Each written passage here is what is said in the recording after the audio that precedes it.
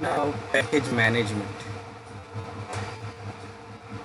Package management. What is package management? Package management is actually installing the softwares. So, what is package? So, basically, the package is what? The package is the installer. The installer for any software. Now, why we say package? Why we call it package? Because it is what? It is packed with all the required files and binaries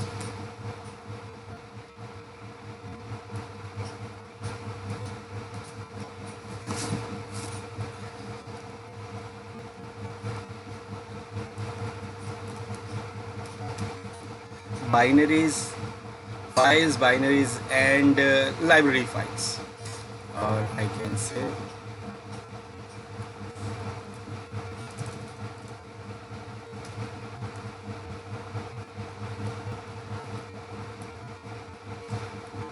and all the library files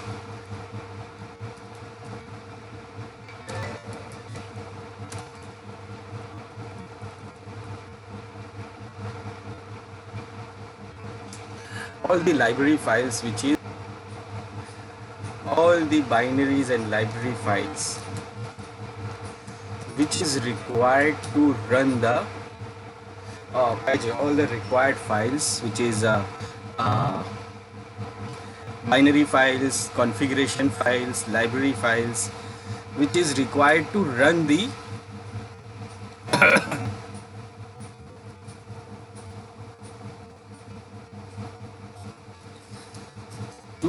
software. Now in Windows we have .exe files. Now that .exe file, mostly we called it what? We called it software, but actually it is not a software. It is what? It is a package. So basically that .exe file, .msi file which we use in Windows, those are basically called what? It's a package file. Now when we install that package, that means what? When we open the package, so what happened? It is spread the files, whatever is stored in that package, it is spread the file, extract the files into multiple directories, where is the installation directories. So in Windows we have .exe packages or Microsoft proprietary, which is .msi files, MSI package files. Now in Linux we have another files. This exe or MSI file will not work in Linux.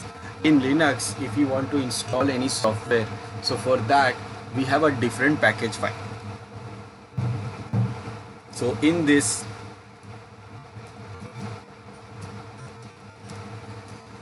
in other hand, in Linux, and mostly we are doing what? Linux, we are doing RHEL Linux. So in RHEL Linux we have .rpm. So the extension for the package file of RHEL Linux is what? .rpm. Now why I said RHEL Linux, why I am not saying all Linux? Because we have two types of Linux actually. We have in a distributions, we have two types of distributions. One is what? RHEL distributions, like Red Hat style, we can say Red Hat distribution, or the other hand we have Debian style. So we have what? RHEL, like in Red Hat style Linux, like some of the Linux, when you go for any other Linux, Like you go for, there are lots of different distributions we have. So if you go for any other distributions, so you will find only two types of distributions. One is Red Hat style and one is Debian style. So if you are in Red Hat style, so the package name, the extension for the package file will be .rpm. Or if you are in the Debian Linux, if you are working on Debian Linux, we have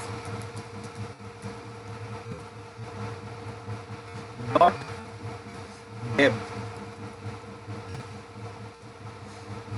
So in Debian Linux, we will get the package file name, the extension will be .deb.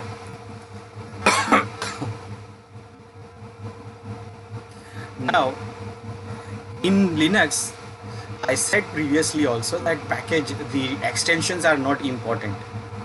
That means extensions are not important. It is not count. Like when we give extension to any file for Linux, it is actually what, only a name. So this .rpm, .debian is also not any difference. It is just a name for our Linux.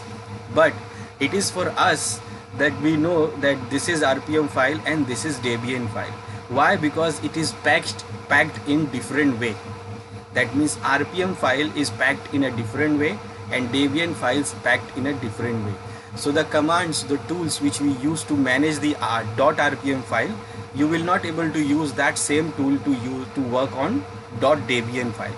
So for both of them we have different management tools, different management commands. Now any Linux you go, you will see only this kind of packages. Whether you go for Ubuntu, Kali, Red Hat, Fedora, Debian itself, so any other Linux you will go, you will see only these two kind of packages. For example, if you go for Ubuntu, Ubuntu is basically based on Debian. So it is a Debian style Linux. So only the difference, what, all the things are same. If you go for commands, everything works same. Only this package management when you go, so you will not see the .rpm file there, you will see .debian file. .debian file, it is not like you are not, you will not able to use .rpm file there. You can still use .rpm file, but by default it support Debian file. And it is not like that in Red Hat we can't use .deb files. We can still use in Red Hat also .debian file, but it is not available by default. That means the tools which we use to manage this Debian file or RPM file in other Linux, it is not available by default. In Debian style Linux, you will see the managing for the deb packages will be there by default, and the Red Hat style Linux, you will see the package, the commands, the tools which is to manage the RPM file, it is available by default. So we can still use both in any other Linux, because basically all Linux supports everything. It is only the way, it is only the problem that you don't have an available or the required softwares or required binaries, only that. Otherwise you can use anything anywhere.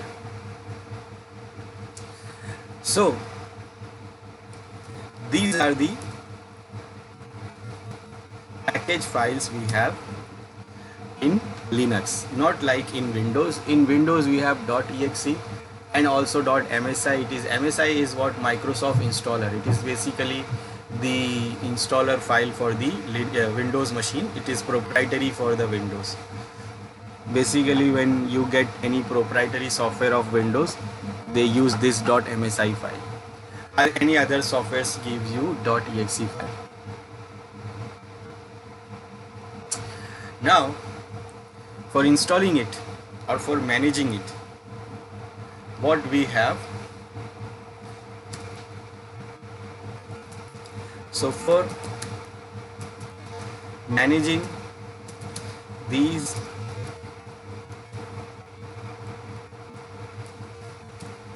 packages, we have a command tool, and that tool name is RPM.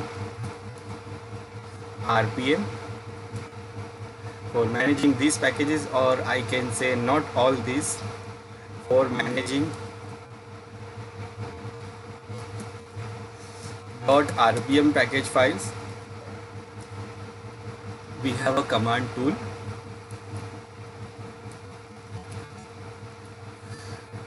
.rpm, and for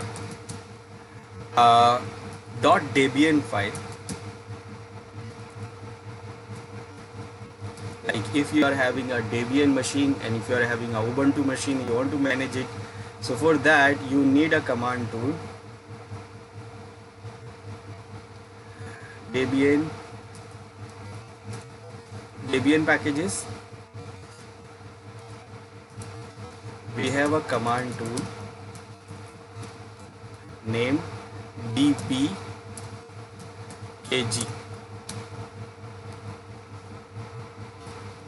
So it is what dpkg is for Debian package management, and RPM is for Red Hat package management. RPM means Red Hat package management, and dpkg means it is actually Debian package management. So these are the packages we have, and what we have this Debian or .rpm packages management. Now in Red Hat, what we are seeing is what RHEL Linux. So in RHEL, by default we have the command tool installed, which is RPM, and we can manage the package name .rpm. Now what happens when we install these packages? So when we install these packages,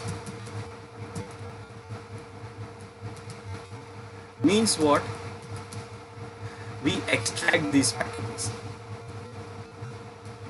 So basically installing means what here? It is actually extracting the package. We extract the package, and when we extract the package, so when we extract the package, what happened? We extract the package, and what happened? All the files inside it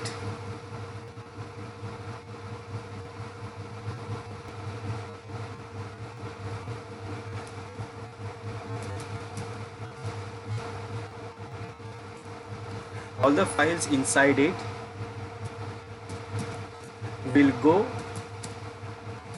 to their destination. Destination, that means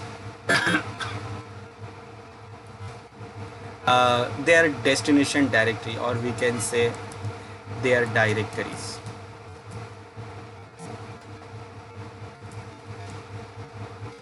Where they belong to. For example,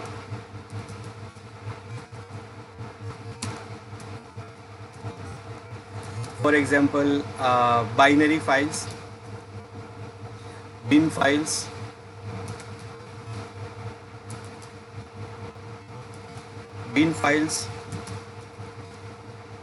will go to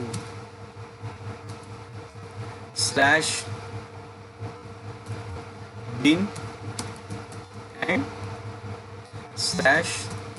/sbin directory.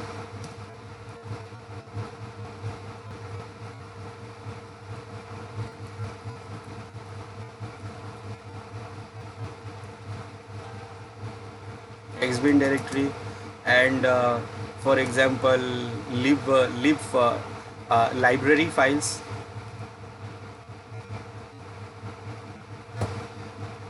For example, library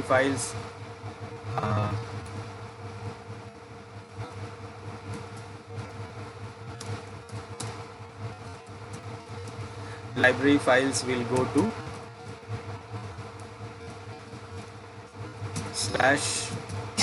/lib directory, and so on. And configuration files will go to etc directory, and so on. And the other files will go to the database files will go to where directory, USR directory, and all.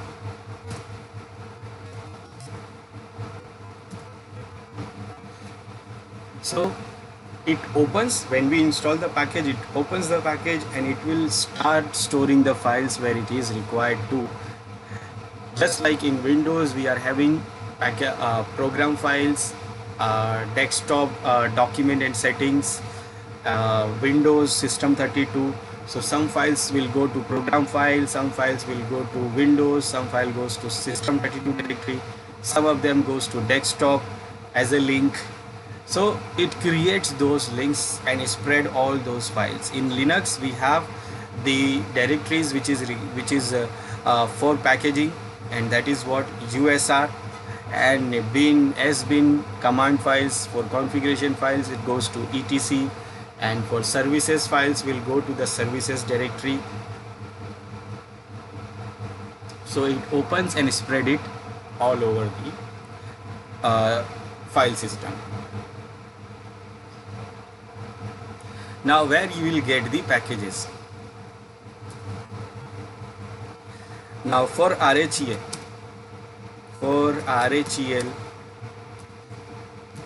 Linux, all the required softwares, all the required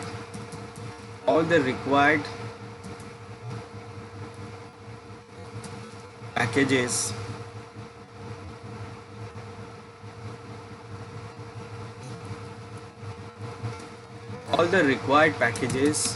for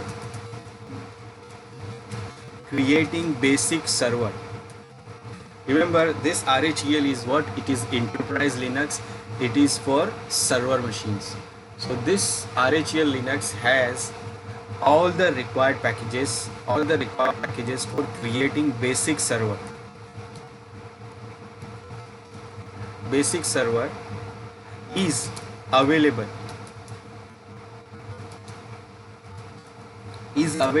in the installation media.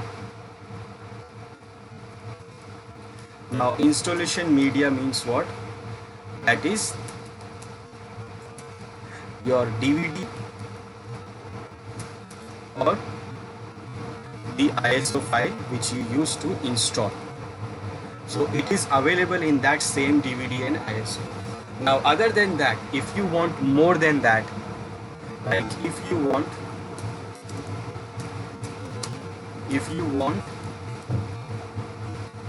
some extra packages, then you can download it. Then you can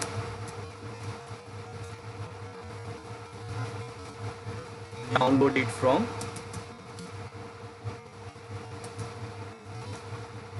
internet. Now there are lots of softwares available because it is open source, and open source means anybody can make softwares for these Linux, and you can also make your own software for these Linux. So anybody can make software and make it available in the repository. So you can download it from internet if you want some extra, but basically the softwares which is required to configure the server is already available in the installation media, installation DVD, or even a ISO file. So basically it's a server operating system and it is for only server. So you will not see that graphical oriented files, softwares like you will not get Photoshop, you will not get image processing, video processing software. Basically they don't use this on server machines. So server machines, whatever the available basic softwares like to configure the DNS server, DHCP server, web server, mail server, proxy server, database server. So these softwares are available in the ISO and DVD. So you can get it from there. You don't have to download it from anywhere. All these files, all these packages are available. But the other things, like you want to install packages like Photoshop, you want to install VLC player, you want to install music player, then you have to download it from somewhere. You have to download it from internet. Those things are not available in the DVD. So whatever we require to configure the basic server, it is already available, and it is available under the DVD, and I'll show you the directory. So here I have a DVD here added, inserted into the machine. So this is my DVD, and if I open the DVD, I can see all these directories and files, and in these directories and files we have a directory called packages. So in this packages, if I open this packages, I can see all the packages which is available in this DVD, and it's lots of packages we have. It's too much. It is lots of, and it is basically to configure the basic web server, basic web server, basic mail server, identity server, and there are lots of servers still you can configure, but not like the desktop machine. This is not, you are not able to use it like a desktop machine. Those softwares are not available in this. You can still use it as a desktop. So for that you have to download this softwares for your desktop use. You have to download it from internet. Now let's see it in command line, and you can see the name of these packages. It is what at the end it is what dot rpm. Let's see it in command line.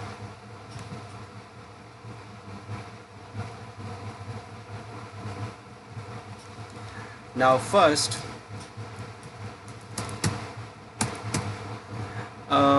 if you see it is in the graphical, you can see it's the link is on desktop.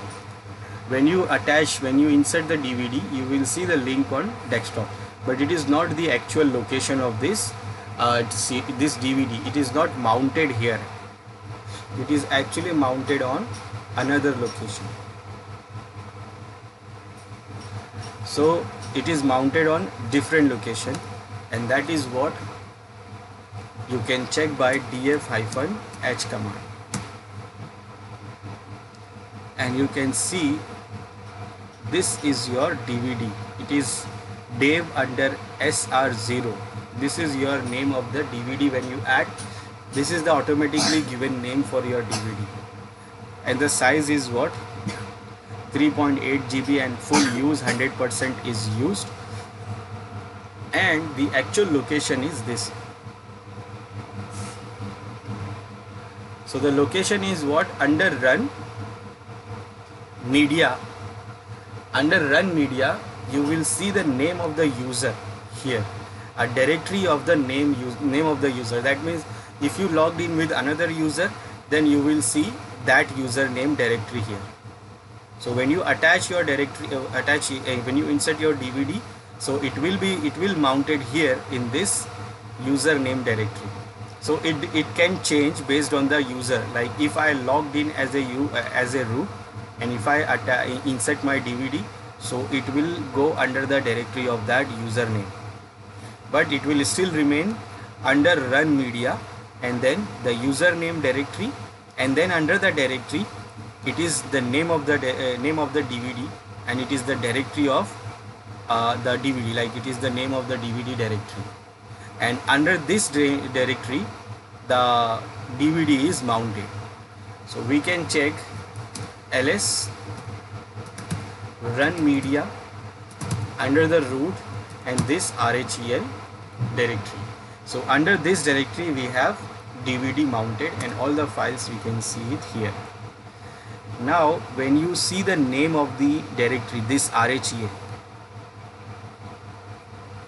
you see here a reverse slash. It is what backward slash. Normally in Linux we give forward slash when we mention the path, like under slash, this is a forward slash, it's a root file system. Then we have a directory run, and under that the media directory is there, so I'm mentioning it by giving one forward slash. So these are what forward slashes to mention the directory path, but here it is showing the backward slash. Now why it is showing the backward slash? Because you have a space between the name, like the name of the directory is RHEL -7.2. it is then after space it is server.x86_64. so it is having a space here in the name of this DVD file. So it is having a space, and that is why what in Linux command line For mentioning the space in the file or directory name, it represent by this backward, this forward slash. So whenever you have any space and in a file or directory name, it in the command line it will mention like this. Otherwise you have to quote it. You have to quote the name, the whole name you have to quote it. So you can quote it, or if you don't want to quote it, then you can do what? You can mention it by mentioning the space. You can mention by this forward slash. Now I did not give any slash, any forward slash. I pressed tab, so it completed automatically.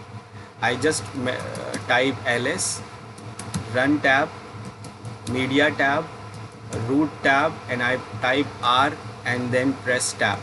So it completed automatically, and that slash has already it is also automatically added.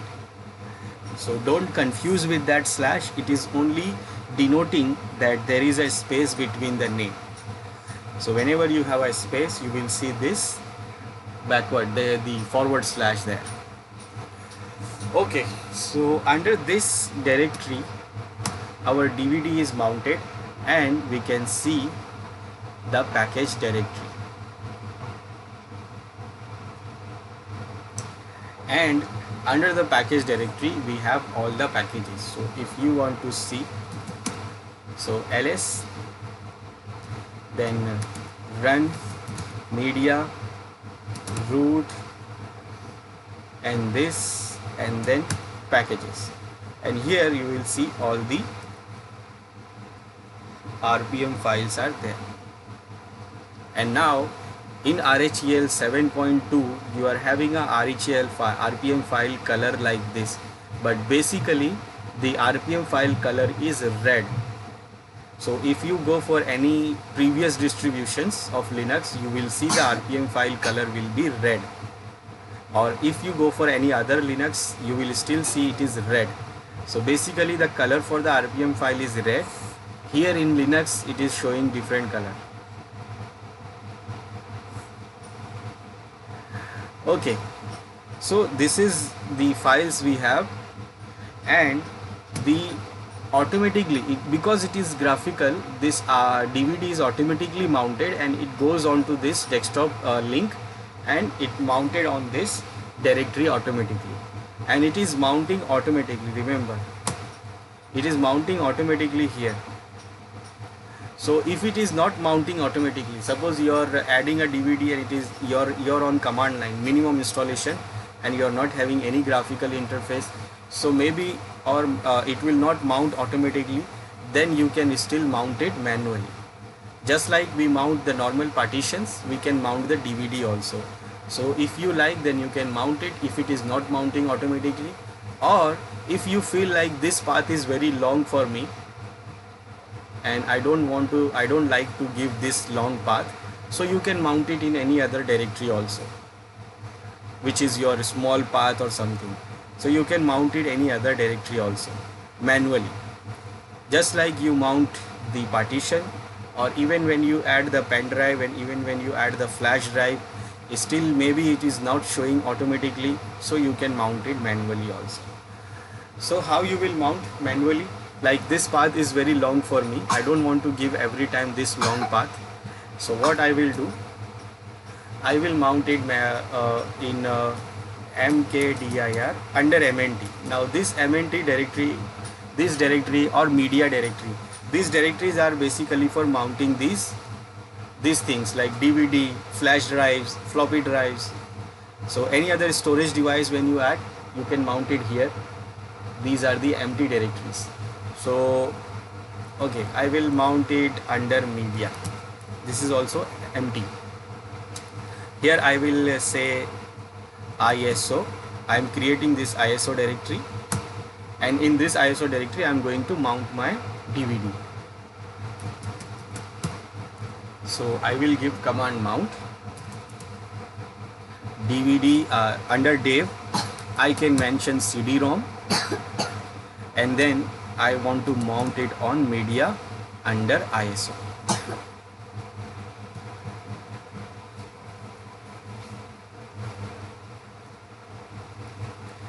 and it says it is write protected, mounting read only. Now it is what, it is a DVD and it is not writable, so it is what, mounting in read only mode. And now it is mounted on slash media and ISO directory, and we can see all the files are there. So if you want, then you can mount it in any other location, and if in case it is not mounting more manually, automatically, or you want to just change the path, so you can mount it manually also. Now the default path will always be that. Now if you see, now it is saying that it is actually mounting here, so we have changed the mount point, but by default it will always be mounted to this directory.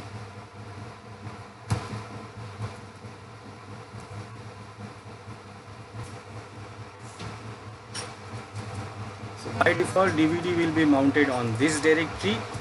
Now if we want, then we can change the path.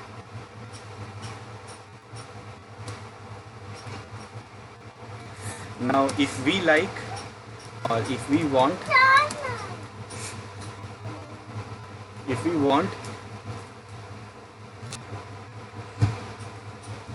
so if we want, then we can mount it on other location, and like this. For that we say mount, and under the dev slash cd-rom, and then we can give a path or directory name.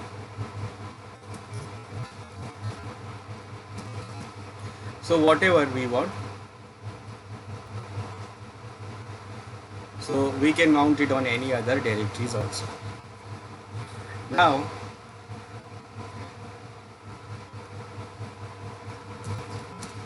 RPM package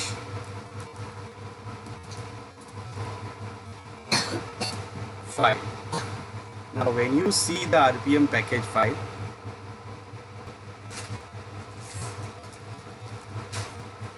so when you see the RPM package file, let's say we'll list it.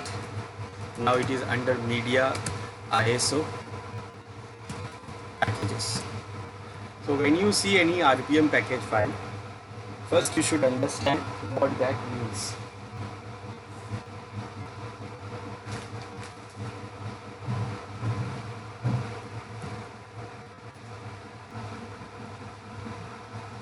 For example, let's take one package file from here.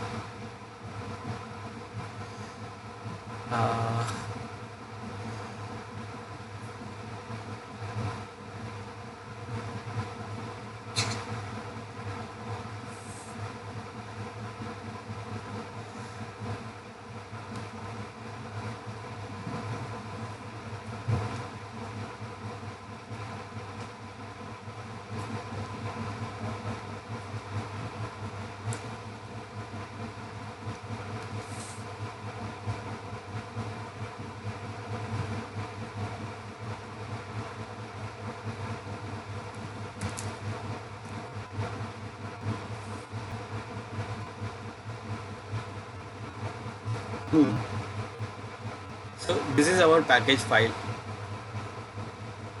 Now when we see this, so whenever you see any package file, so you should know what that means.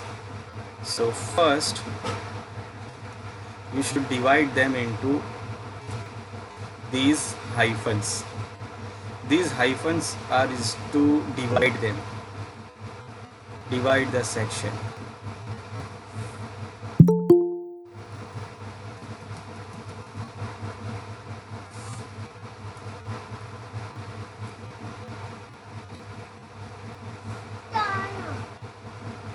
And it is dividing from here also.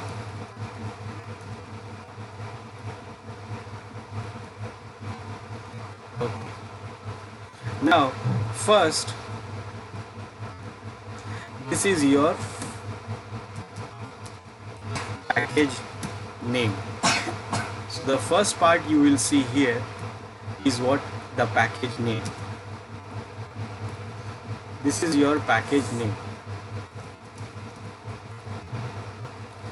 Then the next thing is what? This number which you are seeing here, it is means base version.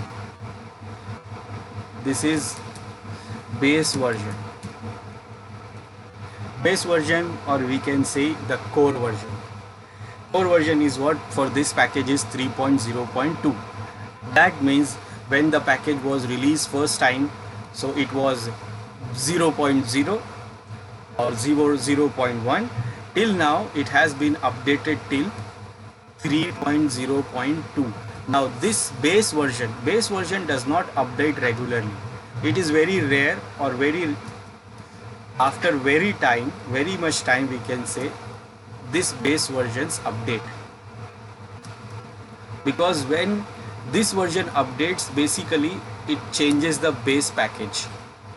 So when you have a big changes in your packages, that means you have what? This base version change. So base versions change when you have a big change in your package. Other than that, these base versions will not change normally.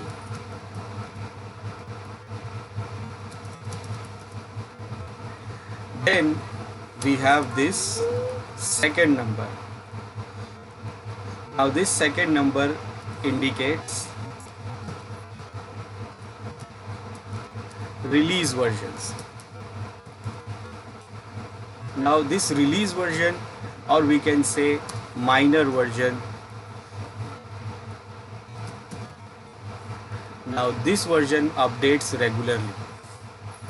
That means whenever you have a minor changes in your package, those changes and those updates, when the updates comes, they update this minor version, this release version. So basically it updates regularly, like whenever you get any update, security update, feature update for related software packages, then you will see the updates here in this release version.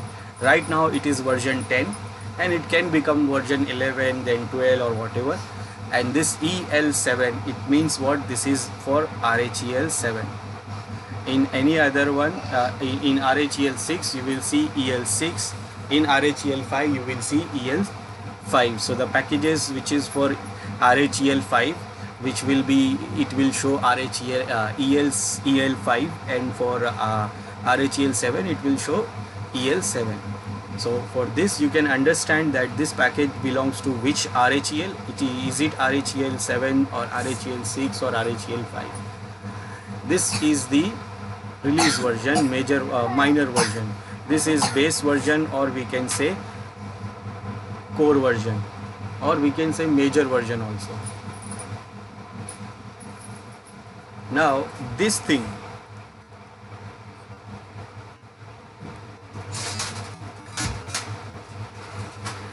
this number indicates the CPU architecture.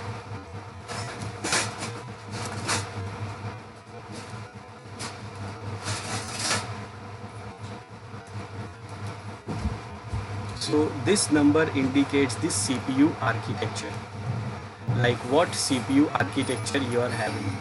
Is it 32-bit? Is it 64-bit? Or is it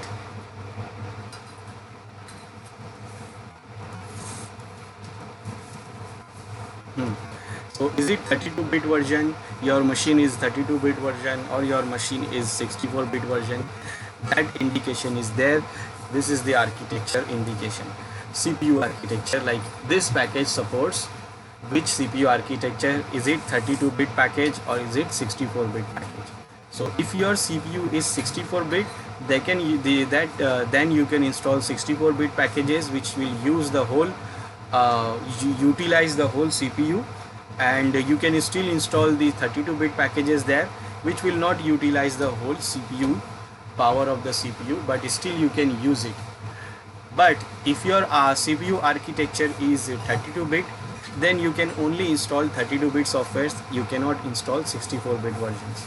So you should also know that what is your CPU architecture and operating system architecture. Then you can install related version, whether it is 64-bit or 32-bit. Finally, the last thing is what? It is the extension for the Linux, that is .rpm.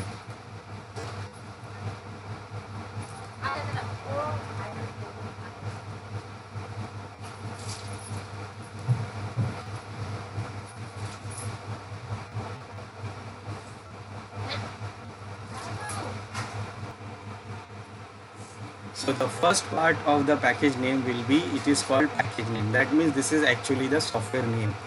Then that means after installation, the package name will be, the software name will be VSFTPD.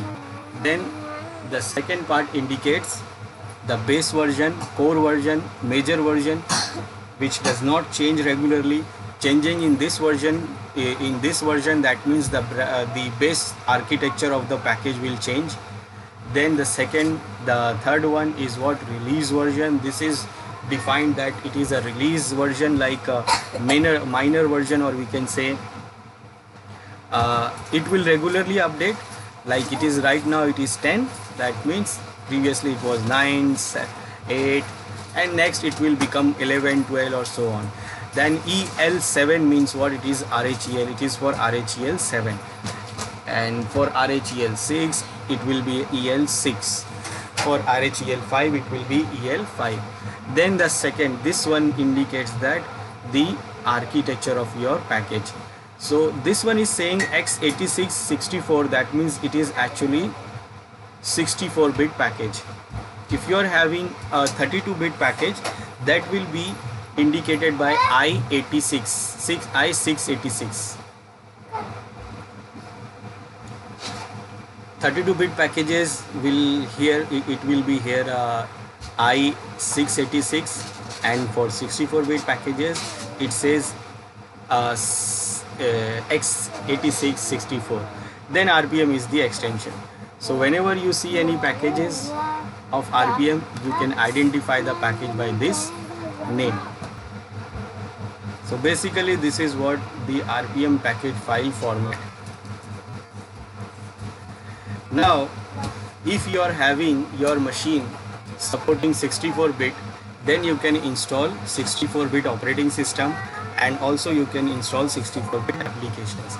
If your machine supports 32-bit, if your CPU supports 32-bit, then you can only install 32-bit software, 32-bit operating system, and also 32-bit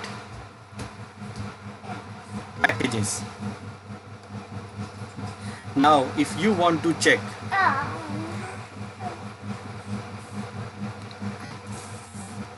so if we have 64-bit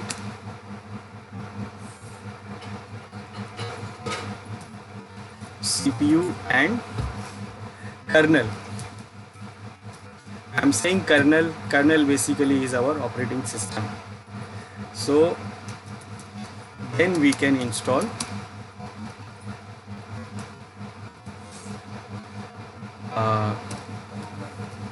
64-bit packages, or in 32-bit CPU and kernel, we can only install 32-bit packages. So before installing any packages, you have to check that what is your kernel version or kernel architecture. Is it 64-bit or 32-bit? So before installing the packages,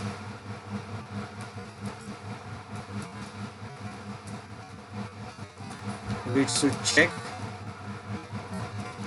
our kernel architecture.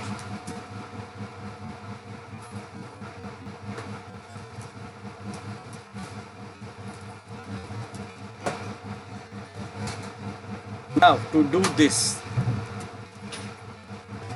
or architecture, or we can say version, so to check kernel version first, version and architecture. So first, if we want to check the kernel version or architecture, the command is uname. Uname will show you what it will show.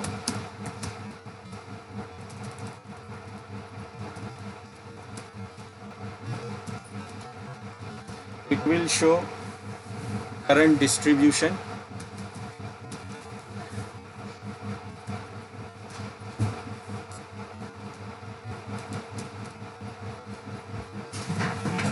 it will show you the current distribution. Current distribution, that means with the whether it is Linux or Unix. And if you want to see the detailed information, then you can go for kernel. If you want to see the kernel version, then you will give -r option. Then it will give you what? It will show version info. And if you want to see the full detail of your kernel, then you can go for all. So it will show you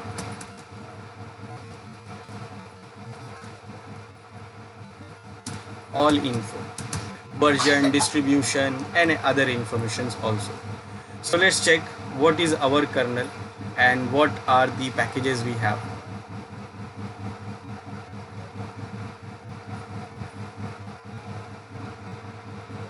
So these are the packages we have, and if you see, some of the packages are what, 64-bit, and some of them is still 32-bit packages.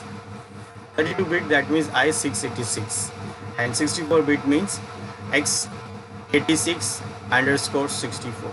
Now if we want to see what is our kernel version,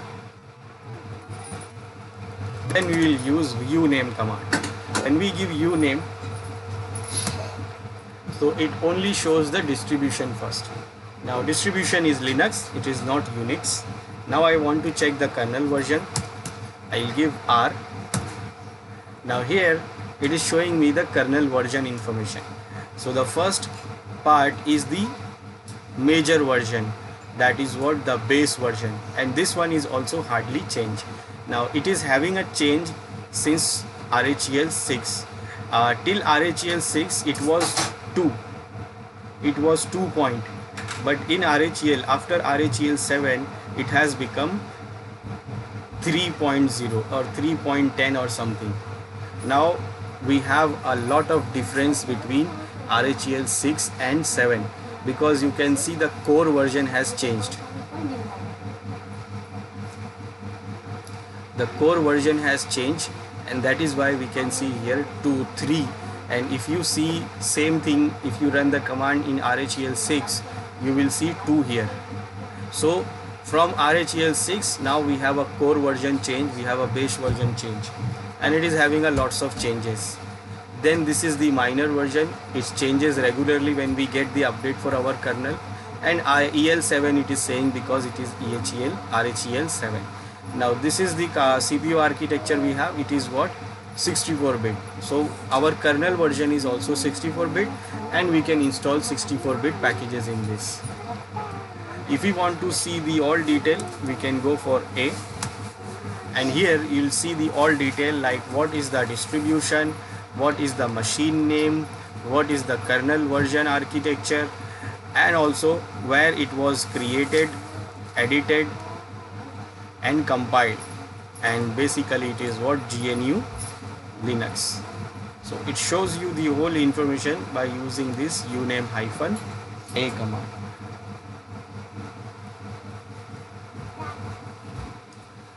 Now to manage any package,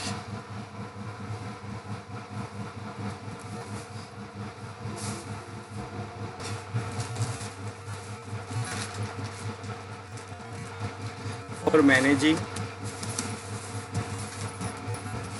packages, we have a command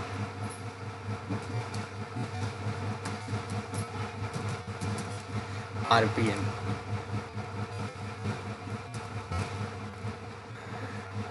So first,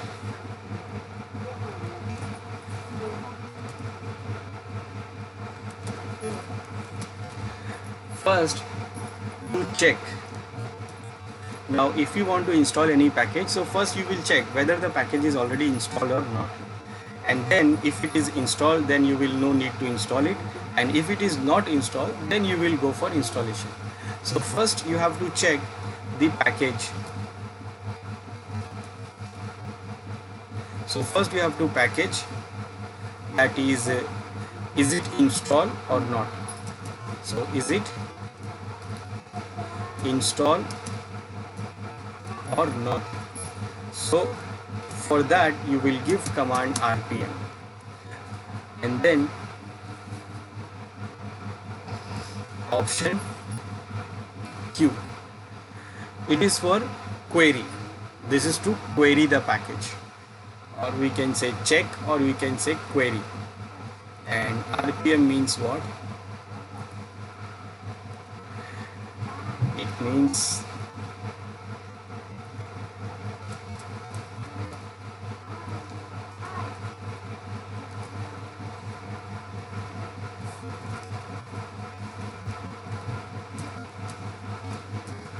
Red Hat Package Manager, that is RPM. So for querying the package, we see whether it is installed or not installed, we use RPM-Q. It is to query the package. RPM-Q. Now RPM-Q, and then you have to mention the name of the package, that which package you want to check. So remember, I have told you that what is the name of the package. So when you see the format of the package, you will know that which is the name of the package. So the name of the package is the first part of the format. So whatever the package you want to check, you should know that the name of the package is what. So in our case, we have seen this package. So this package, this is the package name. So the first part is what, this VSFTPD. So I want to check that this package is installed or not. So I just have to give the name of the package. I don't have to give base version, major version, release version, other things. I just have to mention the name of the package to query that is it installed or not installed. So Q, and after that you will mention the package name.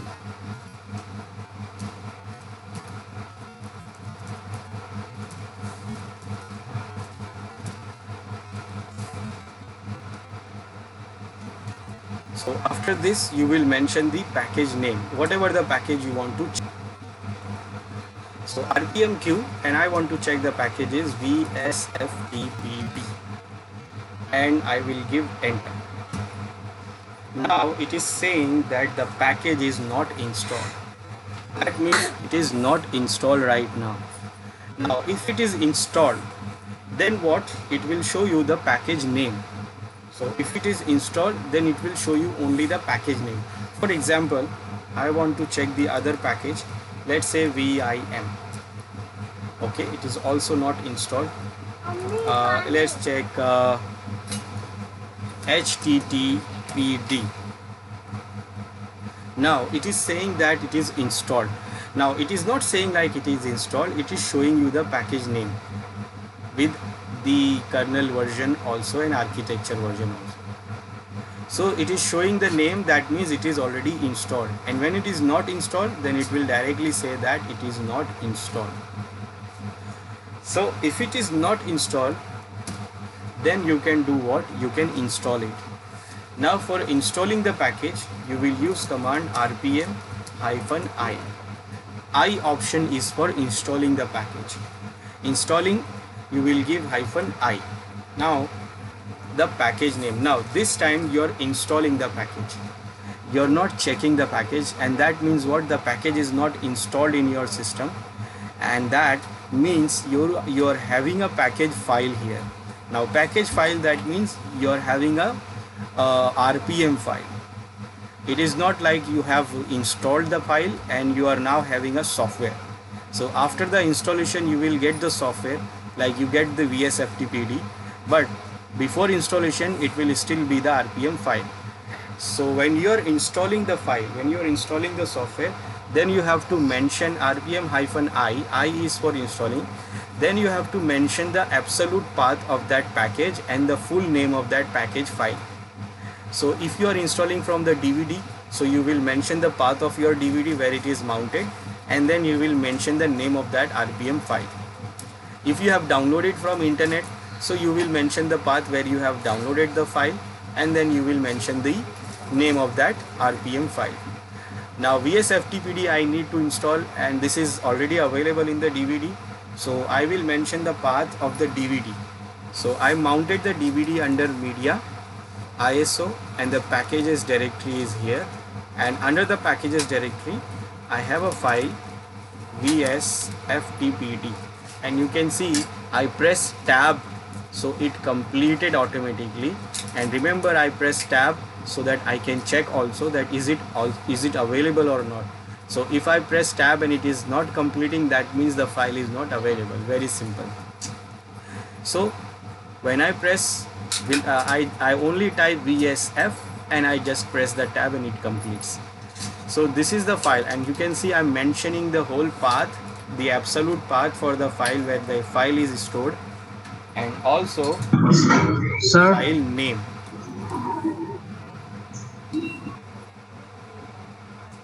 So this is the file I want to install, and I'm giving the absolute path of the file and the file name. And now when I press enter,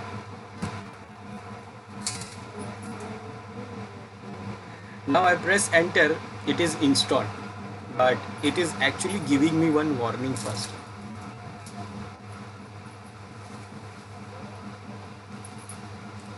This warning is related to security actually.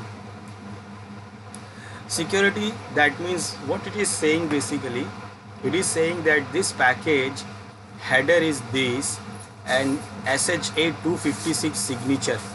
This is the hashing algorithm, and it is the signature. It is finding the signature, and the key ID is this, but the key is not present here in this system.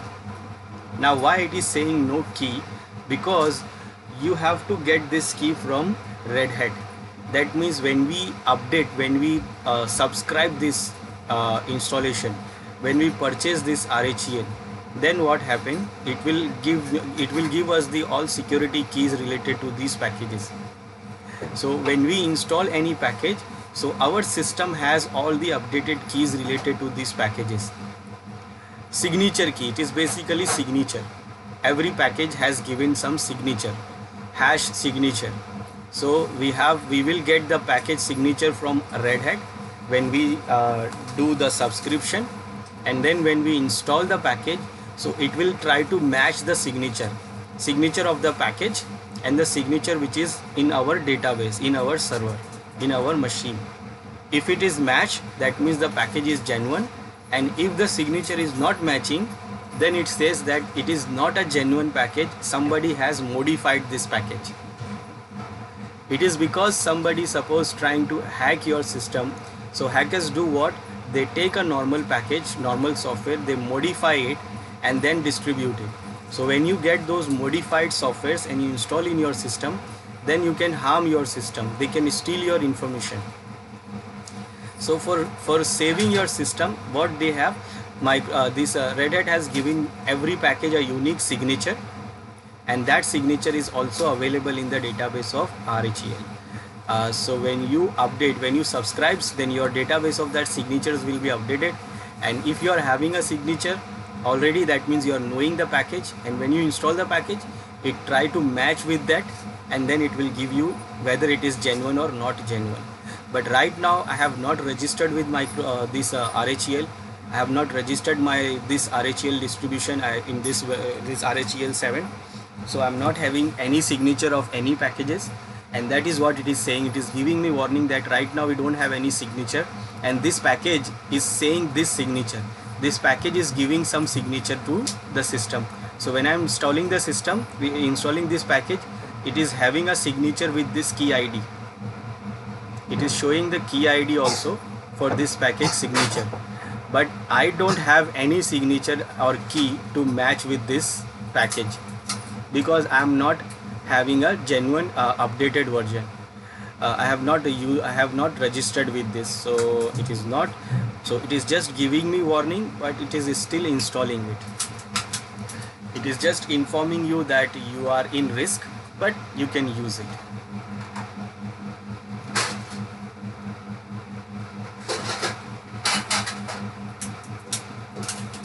Now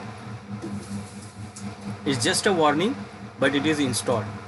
So if you want to check, so again you will give -q and vsft pd,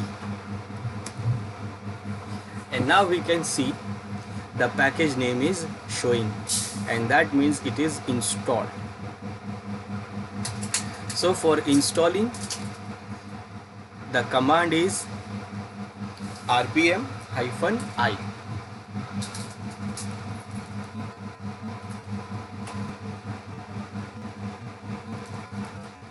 To install the package, command is rpm-i for installation, and small I, not capital I. And then after that you will mention the path, the absolute path, and then you will mention the package name. This is for installing the package. And then again you can check whether the package is installed or not installed by using rpm-q. Now after installing, what you do, you want to uninstall. So for uninstalling the package or removing the package, so if you want to uninstall the package or remove the package, you will use rpm-e. E for erase, and then again this time you will not use the path or package name, because now it is installed. You are not installing the package name here, and this will be .rpm. So here you will not give a path or full name, you will just mention what? The package name.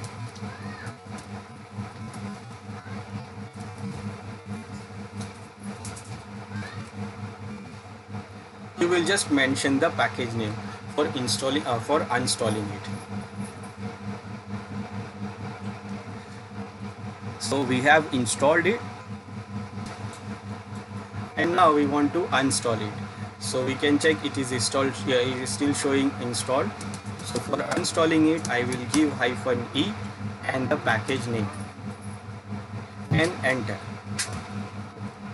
Now it is installed again. And now when I give Q option, it shows that it is not installed. So if we want to install it again, then what? We give this I option. Now when you install any package, I is enough for installing the package. I is enough for installing the package. But when you use only I, you will have a small problem.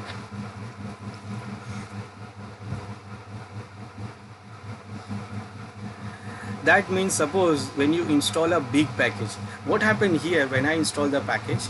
Let's install again. What happened when you install the package? It shows the warning here, and then it does not show anything. It does not show anything, and directly you will get the terminal after installation.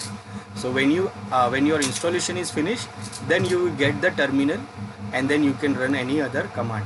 But before installing, like when at the time of installation, you will not get the terminal also, that you will not able to run any command and you will not do anything, and it is not showing also anything, it is not showing anything. That means if suppose this package is very small, so when I install it, it install very quickly. When I install it, it installs very quickly, no time taken. But suppose if it is a big package and it is taking a time for installing, so what happened when I run this command, it will give me the warning and then it will hang, it will just do nothing, it will not show anything, and I will not have a terminal also. So I don't know what's happening in the background, and I'm not even run the command, I'm not able to run the command also. So I don't know what is happening in the background, I don't know whether it is installing, not installing, is it hang, or what is happening in the background. And I may get what impatient, because now if you are a window user, you will be very used to with that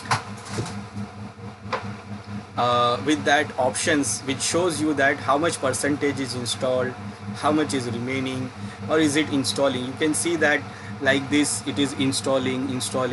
You can see that it is installing. You can see these things like this, 10%, 20%, 30%. So you will know that okay, something is happening and it is still working and it is still installing. But here it is not showing anything. That means what? You will be confused that whether it is installing or not installing. So basically I is only for installation, it is enough. But if you want to do some more, like you want to see what is happening in the background, then you will use another option. Now it is already installed, so I will remove it first.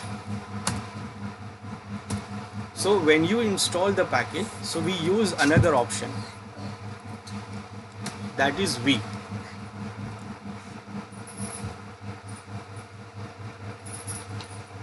Now V is for verbose. Remember we have used it in tar. So this V is for verbose. Now verbose means it will show you what it is doing. So when you install any package,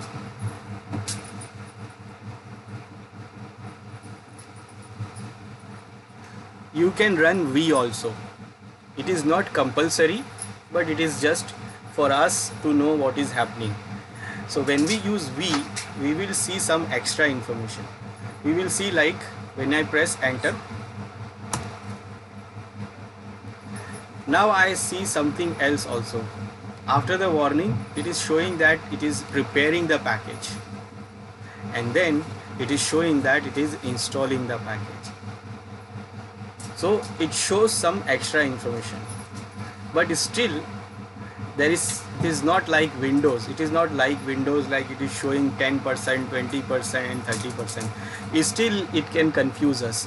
Like after giving the warning, it will say I am preparing the package, and then it will stuck and preparing, then nothing happening.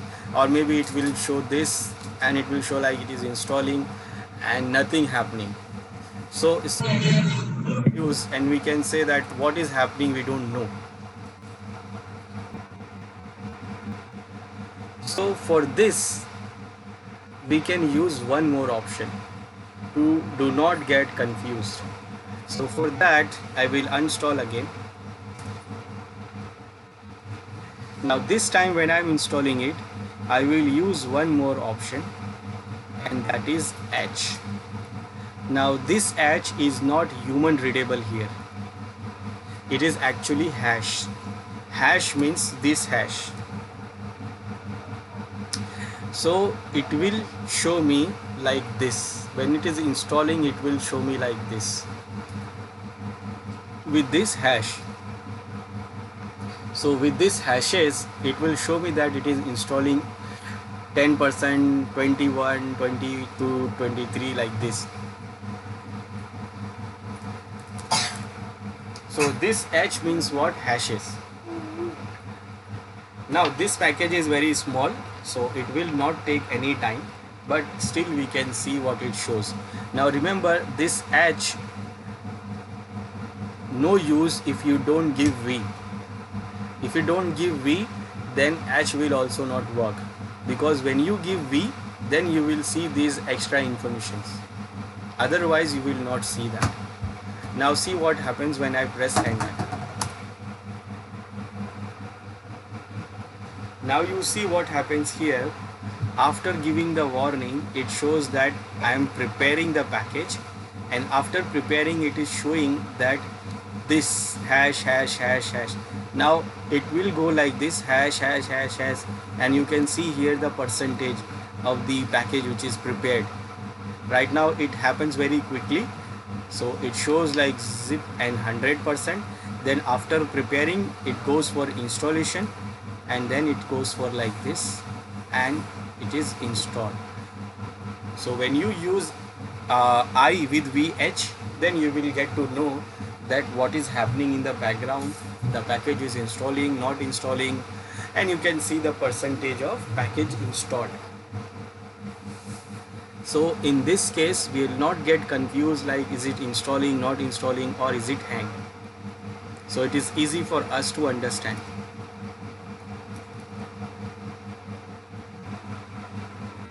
So whenever we install the package, option I is enough, but if we want more detail, then we add these options V and H to see the more details, and we can install any package and we can see what is happening. So we can see in verbosely and also in hashed form, so that we can check whether the package is installing, not installing, and all that. Then for uninstalling the package, we have RPM-E option to uninstall or remove the package. Now for querying the packages, other options for query the package, or we can say package query.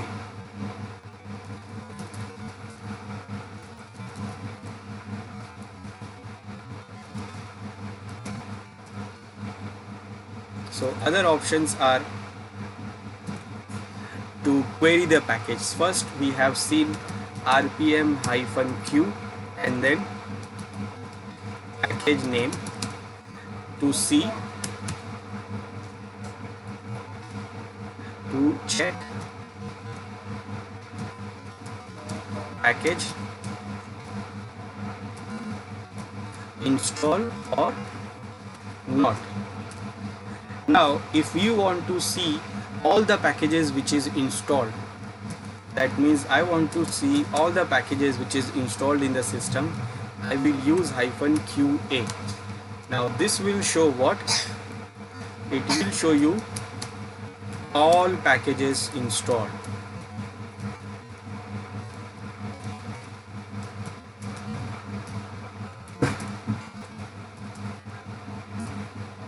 This command will show you all the packages installed in your system.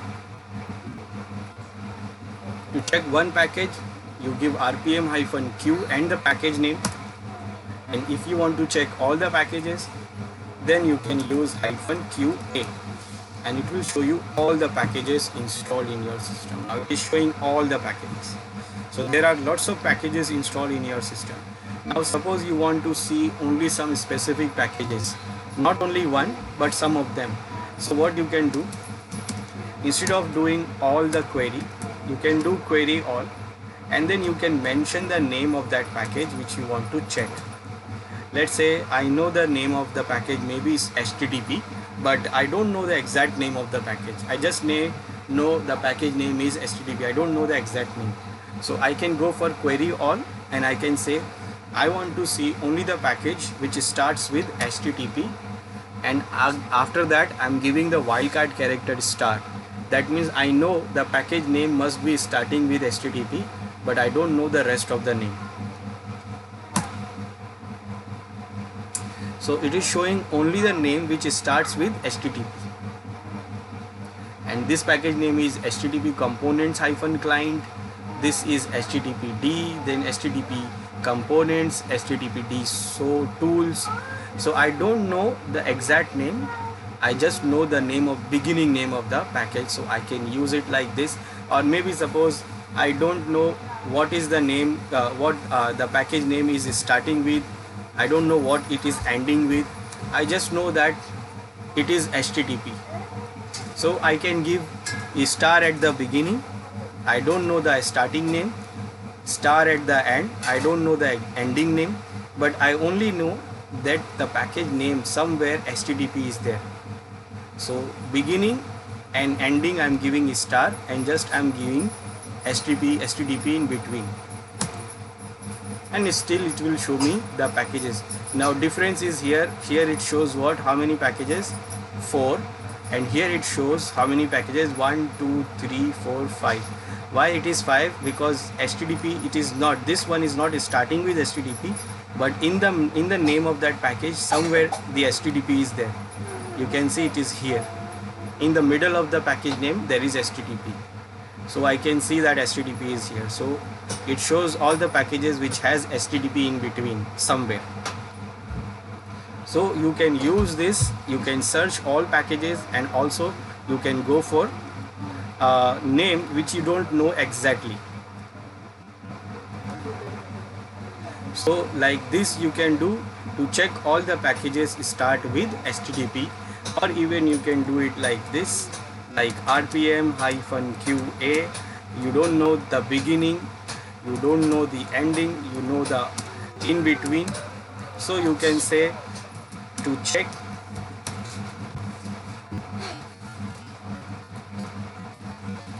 all the packages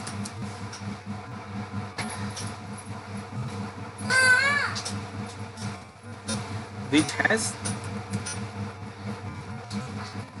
HTTP in between.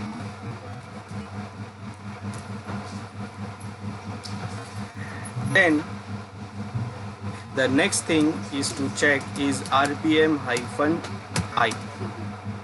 small I, and then you can mention the package name. Now this one, to show package info, so it will show you the information about the package, like what is the package and what it do, and other detailed information. So for example, I want to see the information about VSFTPD, so I'll give -I, it is for info, and then I will give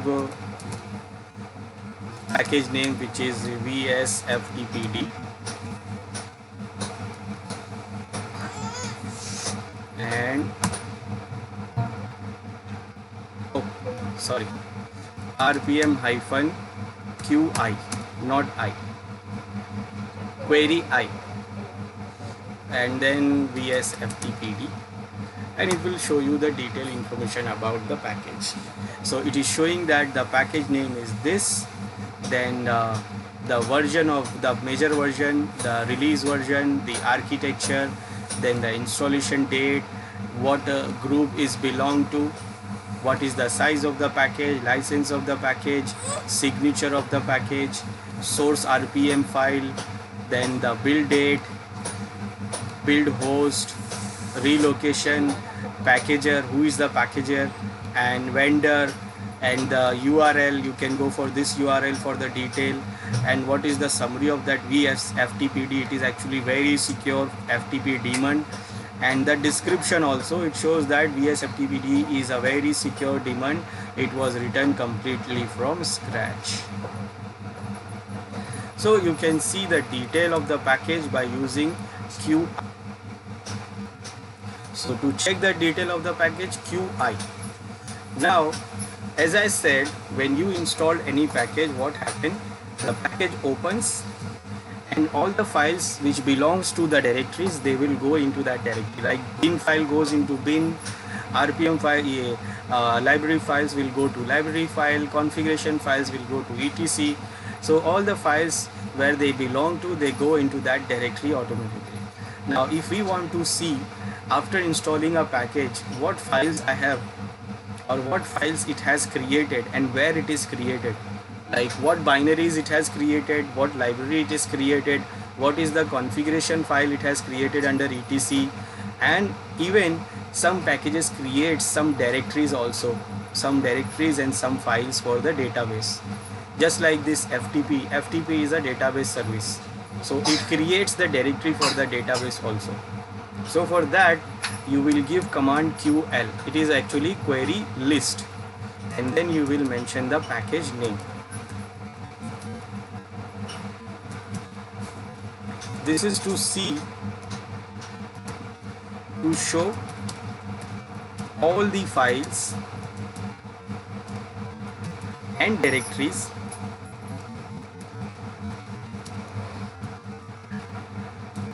created by the package.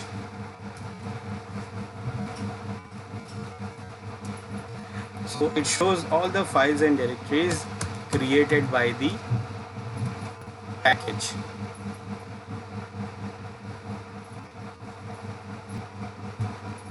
So we installed this package VSFTPD. So if I want to check, so I will give command rpm-ql and then the package name, and when I press enter, you can see it is showing all the files here. Like it is showing that under etc it has created these files. Under library directory usr lib it is created these library files. There is some binary file under bin sbin. Then you have some documentation files under usr share doc directory. In this directory all the software is installed the documentation files. Documentation files are like sample files, example files, readme, license information and all that. Then it has some man files also there. Man files are for the manual. Remember, when you give a man command you will see the information about these. Then you have this directory created under where. It has created FTP directory under where for storing the database of FTP, and then also it has created one more directory under FTP, that is pub. So where is actually already there. Under the where it has created FTP, and under the FTP it has created pub. So when we run this QL command, it lists all the files and directories created by this particular package. Now sometime what happens, you see some files and you don't know who created these files. For example, I got to know some file is here. For example, I know this file, or let's say this file. Now I know this file, but I don't know who created it. I know this particular file, but I don't know who created this file, like what package created this file, and which package I installed and the file is created. So the file belongs to Win package. Which package? So that I will use this command -qf, f for file, and then I will mention that file name. So like this file. So when I press enter, it will show me the package name which created this file, and you can see it is saying that this file is created by VSFTPD. It is important when you know, suppose when you see some command, and so when you see any file and you don't know which package is creating this file, then you can use QF option to get the package name. This will be useful when you know the command and you don't know which package is installing this command. For example, I know the command is what, cat. Where is the command? This is the command file. I don't know who created which package is created the command, so I will give -qf and then the path of that command usr bin cat, and you can see it is created by core utilities. It is actually the part of core utilities package, which will get you the core utilities. So this command is also useful to get the package name out of file name.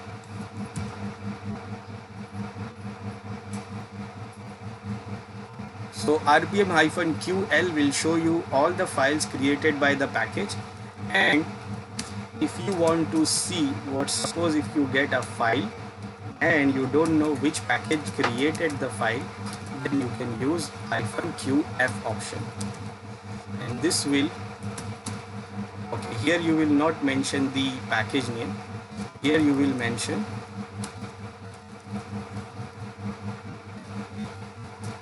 path and file name, and this will show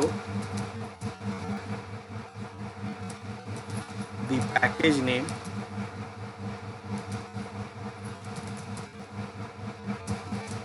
of this file.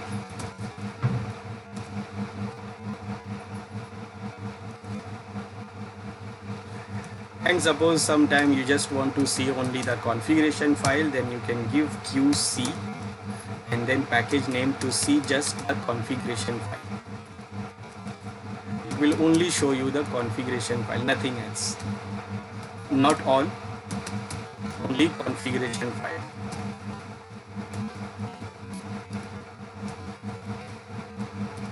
Like only want to see, you only want to see the configuration file, just give QC and it will show you only the configuration file. Configuration files are important to configure the packages and services and software, so you can just see by this QC option. So just like this,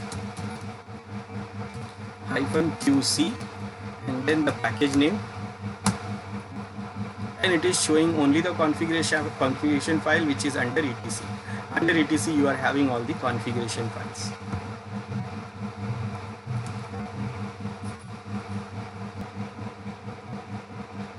So this is the D for basic package management. Now you see it is very simple, but we will face a problem here when we have a package with the dependencies. So that will be we will see that next, that how and why and how we can solve the problem of dependencies.